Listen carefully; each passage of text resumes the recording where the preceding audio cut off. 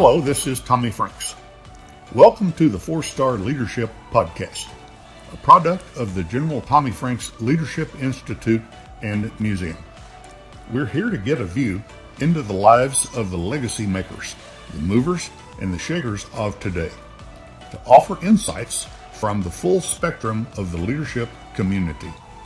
We'll talk to former 4-star students and explore their leadership development path. We'll work to find out what they are about today and learn from the opportunities they've made for themselves in this world. It's my distinct pleasure to welcome you to this podcast. Remember, leaders are not born, they're developed.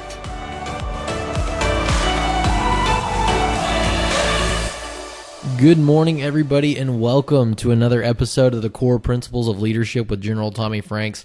I am your host, Jay Zacharias, and we are on episode 6 of the podcast, and we have a great guest today in Mr. Brian Kilmeade, and we will be talking about how preparation, authenticity, and listening helps me lead. But before we get into that, we'll get a quick word from our main sponsor of the podcast, REI Oklahoma. REI Oklahoma is proud to be a part of the General Tommy Franks Leadership Institute and the production and distribution of these podcasts designed to inspire leaders and difference makers. At REI Oklahoma, we have been working with small business leaders, entrepreneurs, and people who are driven to succeed for years. Highly motivated people working to own their own businesses, live in their own homes, and make the world a better place. Since its beginning, REI Oklahoma has continued to identify hurdles and deliver holistic solutions to create job growth and help neighborhoods thrive in both rural and urban communities. REI Oklahoma looks forward to visiting with you about helping your business and community grow. Visit reiok.org or call 800-658-2823 to start the conversation.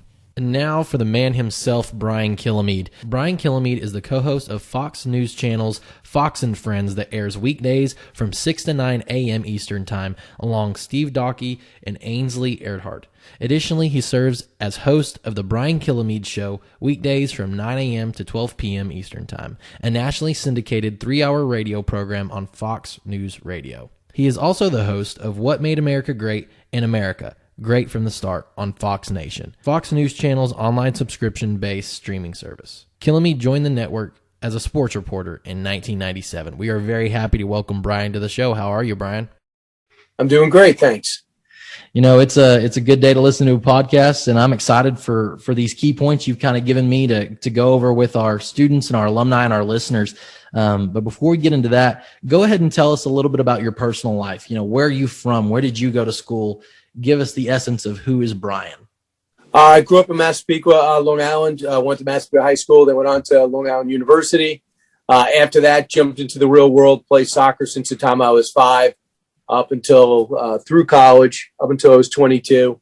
And now I got married, 3 kids. Still living in Massapequa, commuting to Manhattan every day since 1997. So now you've got kind of covered a little bit of your personal life. What has your career been? Tell us about, post college, you got married, but how did you get to where you are now? Well, when I graduated college, it was a matter of getting experience, getting rid of the New York accent, and then working my way up. I did mostly sports, did sports phone, which was a precursor to all sports radio, which was before you get to 24-hour sports. You could call 976-1313 and in 57 seconds find out what's happening in sports. And did that for about three years. 3 years. You do work 40 hours a week. You do sportscast every 10 minutes, 8 hours a day. Wow. It was a great way to get off the script and learn how to ad-lib off numbers and stats. Also started doing stand-up during that time. And at the same time started doing news and started filling in, doing news when I could. Moved out to California, kept doing stand-up, got a job at a news station in Ontario, California. At the same time did all sports radio on XTRA. So that was the WFAN of the West Coast. Mm-hmm. And then got an offer to come back after getting married and do WLIG and be a sportscaster at a local station. Then went over to News Sport, which was a now failed 24-hour sports network, which is ESPN News like today, which is 24-hour news. Right. not Sports Center. You don't see women's basketball or rugby, nothing but news. Right. And then I was able to start filling in on Fox in 96, got a contract in 97, and been on Fox and Friends and doing a radio show, 3-hour radio show. Fox and Friends since 97 and a 3-hour radio show since 2003. You know, that kind of leads us into your first point. But before we get into that, I got to ask you, how did you get connected with General Franks? What was that like?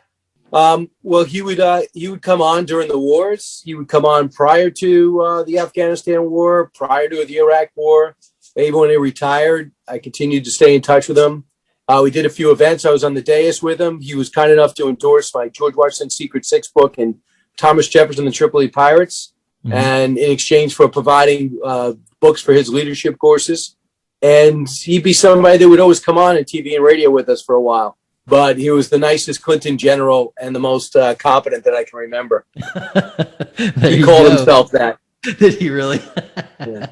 I believe it. Well, you know, we kind of got an insight to who Brian is and his upbringing and now where he's at in his professional career. Let's move into your key points. You know, you are on the air all the time. You are constantly have eyes on you. You have people listening, and you've done very well with that, you know, since your contract back in the 90s of, you know, continuing to establish a career and example of who you are and what you stand on. And your first key you have here is being prepared. At what point in your life did being prepared really hit home with you? Was it a young age? Was it college? When did that start? Well, I'll put it this way. I'm an average athlete at best, and I felt as though if I didn't train, I didn't prepare, I would be behind. Right. And the other thing is, I always felt the same way in school, that you got to work really hard at the things you're not good at. And I've always tried to keep that going. Also, I always felt as though I could make up for anything that I might be behind on by studying more, working harder, and being ready, so I could overcome the smartest kid in the class by maybe studying more, because I never expected to be. So having done that, the same thing when it comes to whether it's the covering the Yankee Old Timers Day, or whether it's covering the United Nations, the best you can, you should really know what you're doing and have the depth should something go off script. So I always try to do that. So that's why I'm up at 2:30 every day. My busiest hours from 3 a.m. to 5:45. And then I'm on for 6 straight hours. But the only reason why those hours are easy is because the 3 hours from 3 in the morning on, you studying, and then also you collect your stuff the night before. Man, so I can't imagine 2:30 every morning. That's a good challenge to all of our students and alumni. See how well you do getting up at 2:30 a.m. every morning to get prepared. So how do you balance? Of course, you have to prepare for someone in your position where you're constantly on the air and constantly reporting new things and new information's constantly coming out. So obviously you plan so much for the professional side. How much planning and how much balancing do you have to do within your personal life and your family as well? Well, it got easy as the kids get older, but you do have to figure it out. But you can't do anything before noon.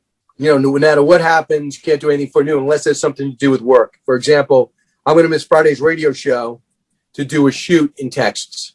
Right. So that is different. So I've got to leave Thursday night, be able to be on the air in Dallas. Then I got to be in Midland. That is different. But before that, you can't do anything besides 12. And then you see where else they need you on the station. So today, on this day, I'm doing the 5.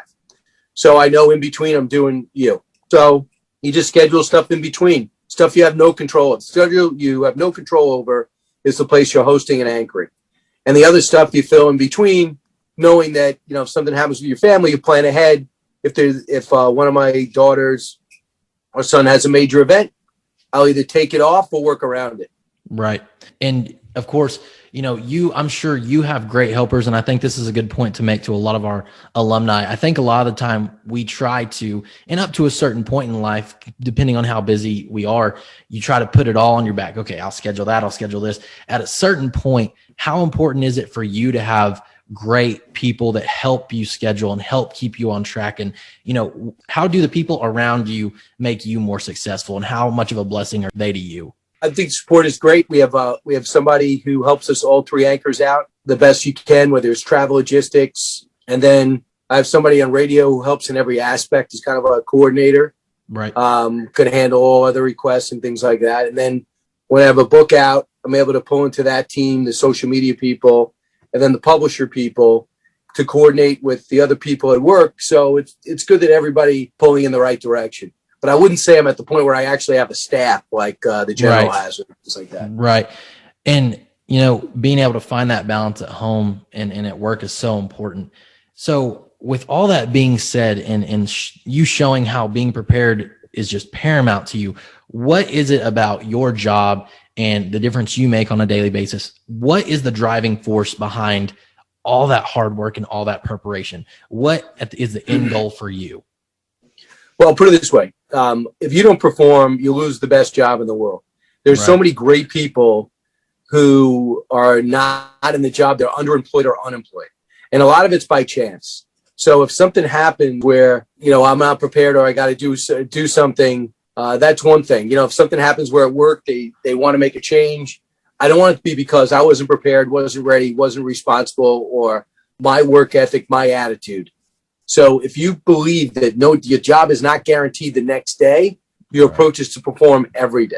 Yeah. And then when you see so many great careers blow up through some through no fault of their own, and through them through their own fault, who are much more successful than you, much higher profile than you, that is a wake-up call to make sure don't take a day for granted. The minute you start taking things for granted, that's when things start falling. And sometimes you do everything right and it's not going to work out anyway. And then you could be upset about the circumstances, but you don't want to have regrets yourself. Right. So that's my approach. Like, you don't let me be the problem. If there's going to be something out of my control, I get it. You know, if Hurricane Sandy's going to flood your house, nothing you can do about it. But how you react after that does really, you know, am I going to miss a bunch of work? Am I let it get me emotionally? Am I going to let my performance hinder? Or do you compartmentalize and keep two things separate? I can't control that, but I can control the recovery from that. You know, you have a situation in the news that doesn't necessarily bring a lot of viewers. Well, do the best you can through that news cycle, knowing that the election's going to be coming up soon and there's going to be a lot more interest, and be ready to go from there. And I think that's a really good example. And I love it that you kind of put it that way, because if you look at, I'm a big Russell Westbrook fan. I'm from Oklahoma. He was our golden boy for years.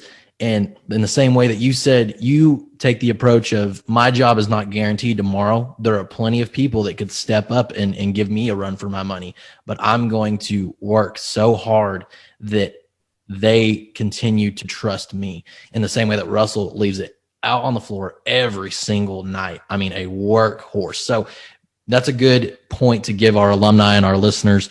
Always be prepared. Work like tomorrow is not promised. We're getting into a good podcast already. Your next point is authenticity. I know that, you know, your job has a lot of eyes on it, and it also has a lot of people that might not agree with a lot of the stuff you're reporting or this, that, and the other. Yeah. How do you stay authentic to yourself in those situations where you have people on your side and against you? Well, it makes it easy because I can't act. You know, I'm not one of those people who say, you know, if the news doesn't work out, I think I'll try Broadway. Right. You know, so I, like, for better or for worse, I'm exactly the same person. So if you don't agree with me on the air, you're not going to agree with me in the green room. Right. Or on the train or in the mall. So that's what I mean about being authentic. And what you do is, I don't act like I know it all, but I'll read everything possible, talk to as many people as possible. And when the issue pops up, this is what I think, or this is what I'm thinking. Tell me where I'm wrong, or tell me where I'm right. So no one says, well, I can't believe you said that. Well, really? I can tell you exactly why I said that. Right. Well, explain to me why you think that way. I'll tell you exactly why I think that way. It's not for ratings. So that's what I mean. Like, you see a lot of people on the radio and news, and they say, well, I'm a bit of a performer. I'm like, I really don't accept that. You know, right. I know people have to listen, and you have to really punctuate points. You're not the same person necessarily at dinner than you are in the air, but you fundamentally are the same person. You know, the way you interact with people. It's not like you're out there singing or doing an HBO special. For a lot of our alumni, some of them could not even dream of getting to the point where they're in your position with so many eyes on them. But do you have any suggestions for those students that want to become more comfortable with speaking? Were you always a very fluent public speaker? Did you have to learn some things? Are there some baby steps that other students can take to, help their public speaking skills and help themselves be more authentic? I just think doing it. I never minded getting up speaking. I've always looked forward to it. Welcome the adrenaline that comes with it. Right. The nerves is only because you care. Right. And don't be afraid to fail. If you know what you have to say, what I always thought is, let's say you're a plumber. Oh, I don't like speaking in front of people. Well, what if I told you there were 6 apprentices in your office? They paid you $100 each to learn how to install a sink. Can you install a sink? Yes. Can you explain it? Absolutely.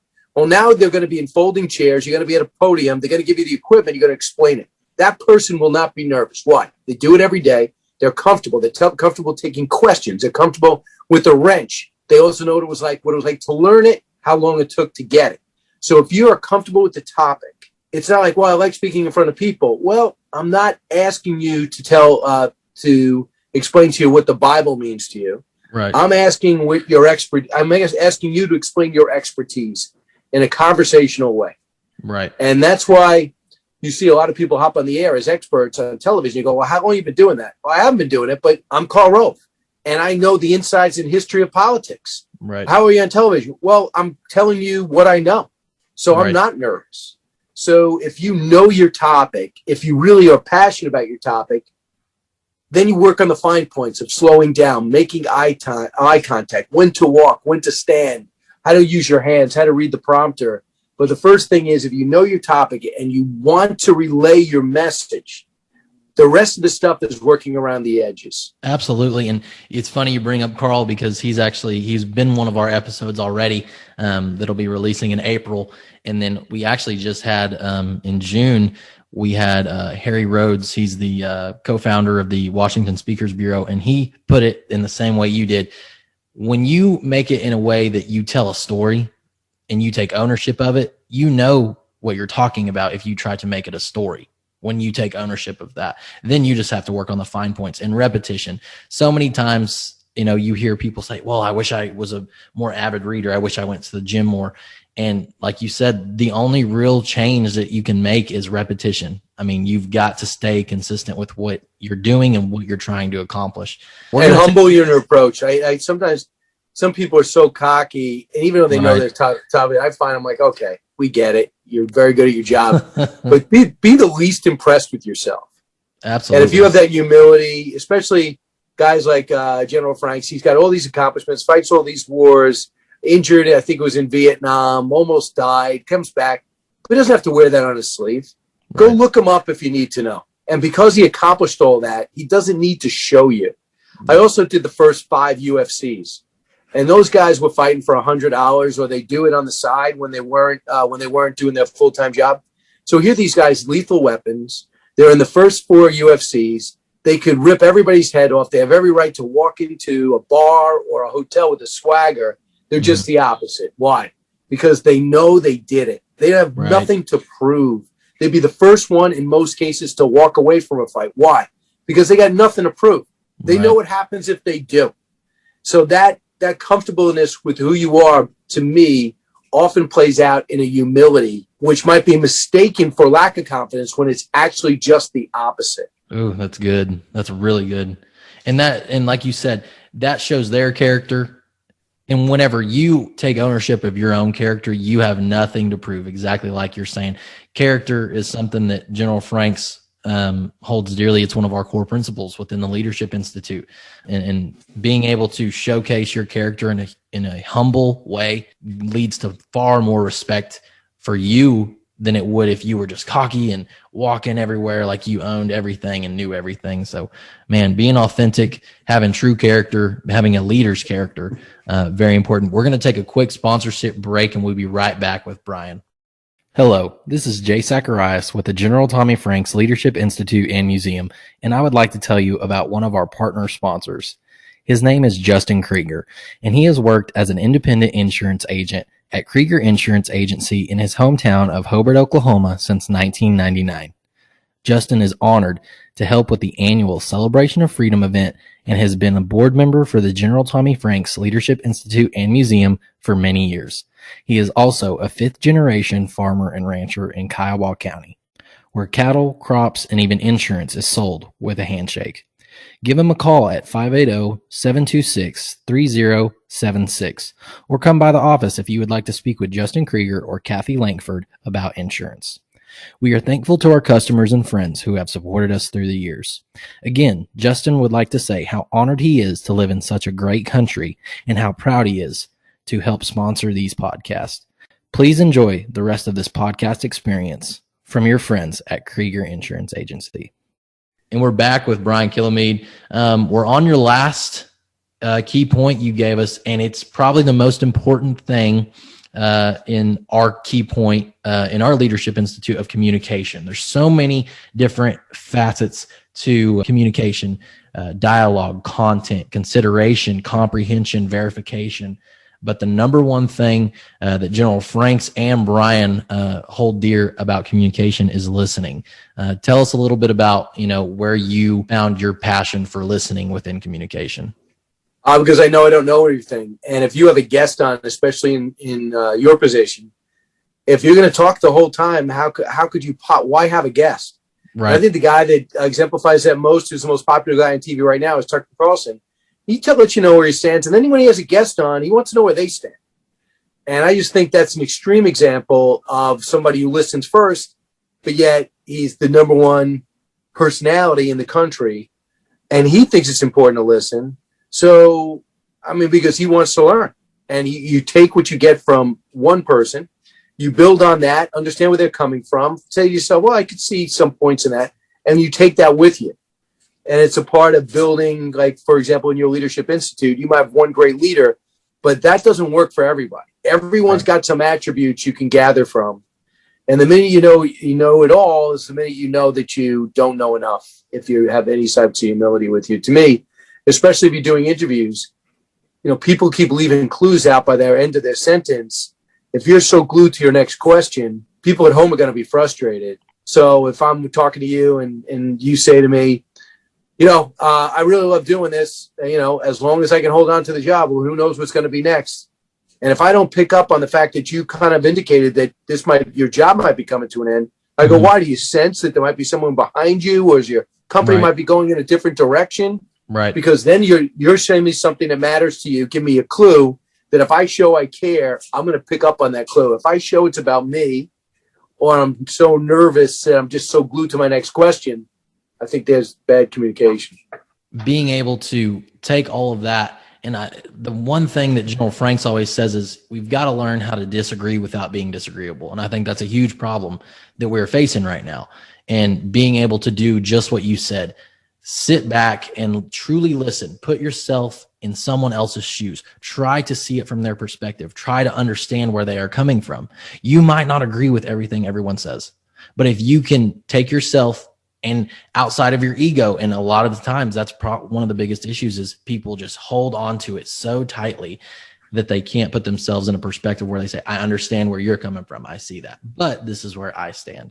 And being able to learn, you've been doing this for 20 plus years. How humbling is it for you, or do you feel grateful that you are constantly learning every day? Because you've constantly said, I don't know everything. So what benefit is it to you to know that you're learning every day? You're continuing to grow. You're setting an example. It's almost like, well, you could go study and take an online course, or you could be on the air 6 hours a day talking to some of the most important people in the country, biggest newsmakers.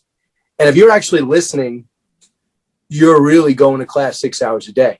I probably interviewed 12 people today.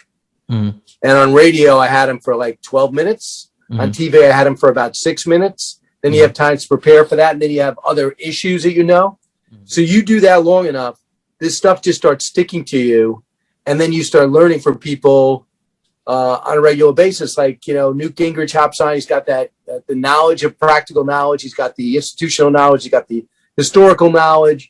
You pick up something from him every day. And then you have Trey Gowdy, who got the legal end, knows what it's like to make legislation. You interview him. you're picking up stuff along the way. Governor Christie knows what it's like to run a state. He's got the depth of sports knowledge. You pick up some things from him. Like when I ask a question, I don't know the answer with those guys. Right. And that's, you talk to Andrew McCarthy, this great legal mind who's tried terrorists and white collar criminals. And you want to know what's going on with the George Floyd trial. I don't know the answers. Right. But by the end of the day, I know more, let alone the time in which I talk to him in the break to get him ready to find out maybe what direction he wants to go. So you just pick stuff up. So these people, like on the average day who people going to subways or going on buses or driving to work, I'm actually during my job, which I'm lucky to have, I'm talking to these most important newsmakers, these great minds, and I'm asking them questions. It's impossible not to have some of that stick to you. Absolutely. So, in terms of military, General Jack Keane, Tommy Franks, North Korea sends off a ballistic missile. Okay. I don't know what Jack Keane thinks about it, but he knows the distance in which it drove. He probably knows what message they were trying to send. He's got the intelligence that went off prior, what the Chinese might have known. So I'm getting all this information from the people that know best. It's a pretty fascinating job. And the stuff I care about all of it. Absolutely. Because at the end of the day, you just exude the fact that I don't know everything, but I'm continually learning. I'm continually getting better. And that creates a better leader within you. You are able to set a better example. You are able to become better at your craft every day. Because I think anymore, people feel as though there's a level they can get to and then be satisfied. When in reality, the way that you are talking about your experience in your career, there is no such thing as a plateau that you reach that you're just done. You're constantly tracking uphill. And I think that's extremely inspiring to hear from you and hear your schedule. Goodness, 2:30 in the morning, to be able to understand, man, if you want to be successful, you have got to put in the work. And if you are prepared, authentic, and you focus on listening, you will be an extremely versed communicator and a great leader. Brian, I appreciate your time more than you know. Where can our listeners go to listen to you more, find out more about you? Well, you got Fox and Friends in the morning from 6 to 9. Go to briankilmeade.com, find out what books I have out, where I'm going. Also, of the Brian Kilmeade radio show, just go to briankilmeadeshow.com and you can listen on the podcast, get the podcast, and you can get the radio show live from 9 to noon Eastern time, Monday through Friday. That's great. A true communicator, man of character, Brian Kilmeade. We are so thankful for your time, and we will talk with you another time, okay? All right, good luck. Thank you again to REI Oklahoma for making this podcast possible.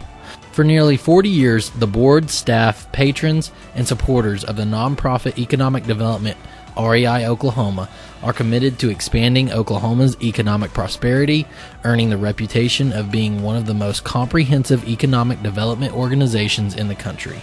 Business loans, training workshops, business consulting, and networking opportunities, as well as technical assistance and even commercial business space, are made available to Oklahoma entrepreneurs and small businesses. For low and moderate income individuals and families, down payment and or closing cost assistance is offered. Learn more at reiok.org. This has been the 4-Star Leadership Podcast. Now it's your turn, 4-Star listeners. Follow us on Facebook, Instagram, and Twitter, and let us know what you thought of this episode. Be sure to give us a 5-star rating on Apple Podcasts and tune in next month for our next episode that airs every last Friday each month. Go be great.